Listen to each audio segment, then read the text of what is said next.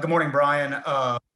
We, as long with most everybody else in Western civilization, have reported you guys have made a quarterback change that Tua Tagovailoa will start week 8. Is that accurate? And if so, why are you making the move now?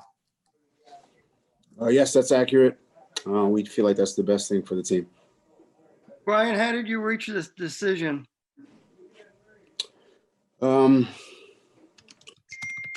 Practice, we talked about it as a staff, Chris, personnel department. We just felt like it was the best move for the team right now.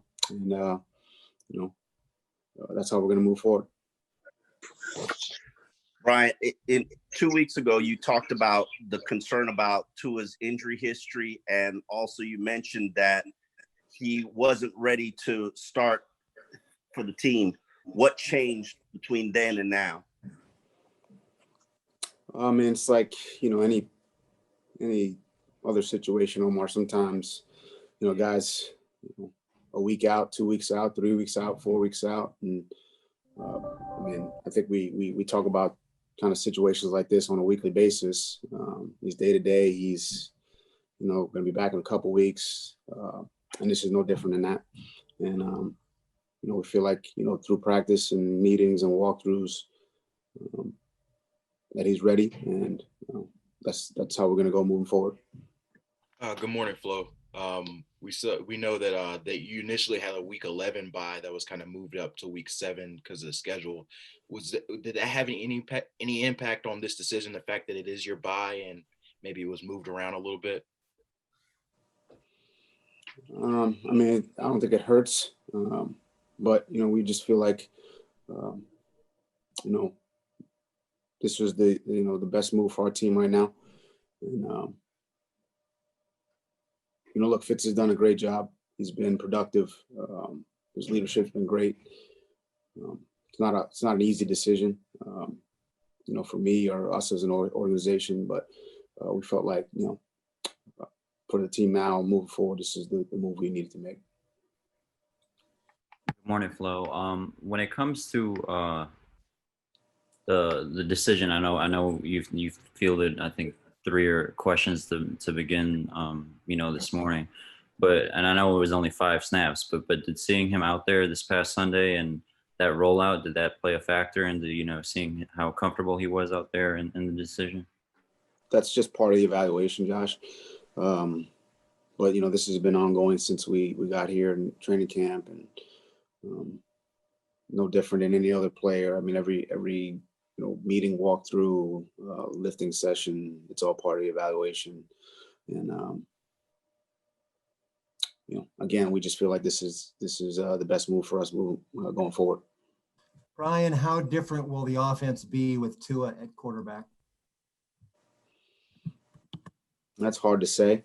I think every week's a little bit different based on the opponent. What they do well, where their weaknesses are, where their strengths are. So I think the offense is different every week.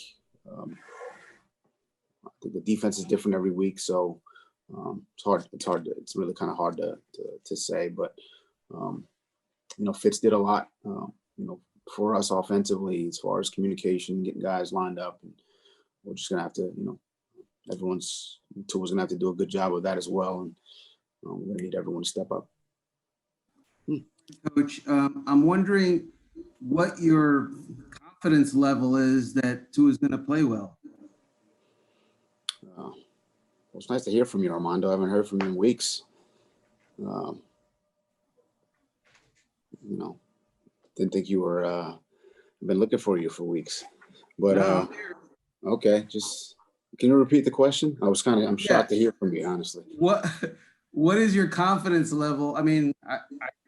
I suppose it's going to be high, but I just want to hear, what's your confidence level that Tua is going to be successful, that he's going to play well, and why? I'm confident in all our players, to include Tua. I think he's practiced well. He works hard, in meetings and walkthroughs, and I think he's got a good rapport with his teammates.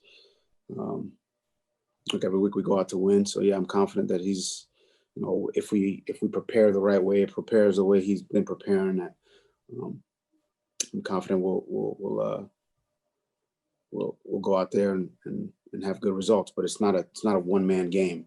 I think that's the one thing that, I mean, it's football, so you need 11 guys on each play to go out there and play together and play as a team. And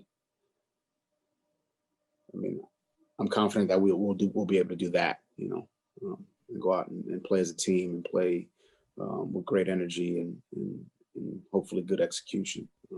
The one thing on this situation that's unfortunate is that I didn't get a chance to address the team before this was out. In the media, it's not the way I or we want to do business. Unfortunately, that's kind of the way of the world right now. So that's unfortunate.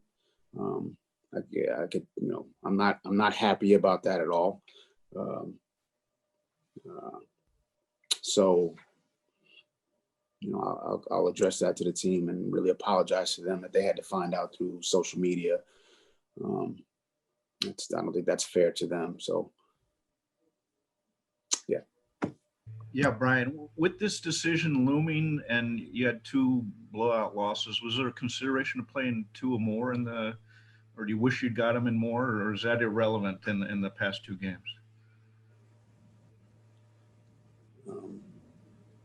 Blowout losses. Blowout wins. San Francisco and the Jets, I'm sorry. Do you wish you'd got more? Or we played them against the Jets. So he got in there, but no, I mean, I think, what we've seen in practice, what we've seen in meetings and walkthrough, I mean, the situation is where it is. I mean, he's only had the few snaps in the Jet game. We're going to move forward with that in mind. We can't go back and put him back in. So, I mean, we're just going to move forward and practice and prepare with him as a starter and hopefully get good execution, not only from him, but from the entire team, offensively, defensively, and in the kicking game. Again, it's a team game. This isn't just a one man show. We're going to need everybody, players, coaches, trainers, everybody to have success on the field. Barry?